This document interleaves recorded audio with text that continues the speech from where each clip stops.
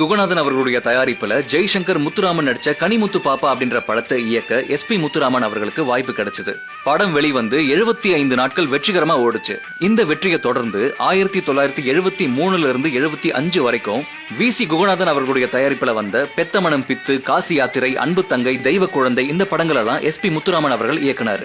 Minimum guarantee return director அப்படின்னு அந்த காலத்திலேயே SP முத்துராமன் அவர்கள் அழைக்கப்பட்டார். உங்க எல்லாருக்கும் தெரிஞ்சிருக்கும், நம்ம சூப்பர் ஸ்டார் ரஜினிகாந்த் அவர்களை வச்சு 25 படங்கள் இயக்கிய ஒரே இயக்குனர் SP முத்துராமன் அவர்கள். இயக்குனர் சிகரம் K பாலச்சந்தர் அவர்கள் கூட ஒரு முறை ரொம்ப பெருமையா சொன்னார். என்ன சொன்னாருன்னா, ரஜினி எனும் வைரத்தை கண்டெடுத்தது நானா இருக்கலாம், ஆனா அதை பட்ட தீட்டியது இயக்குனர் SP முத்துராமன் தான் அப்படின்னு சொல்லியிருக்காரு.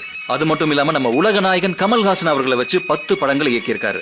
இப்படி தயாரிப்பாளர்களுடைய இயக்குனர், நடிகர்களுடைய இயக்குனர், ரசிகர்களுடைய இயக்குனர் அப்படின்னு பேரு வாங்கினாலும் அவருடைய கேரக்டர் எப்பவுமே எதுக்குமே அலட்டிக்காம ரொம்ப அமைதியா கேஷுவலா இருப்பாரு. அவருடைய பிறந்த நாள் கொண்டாட்டத்தோட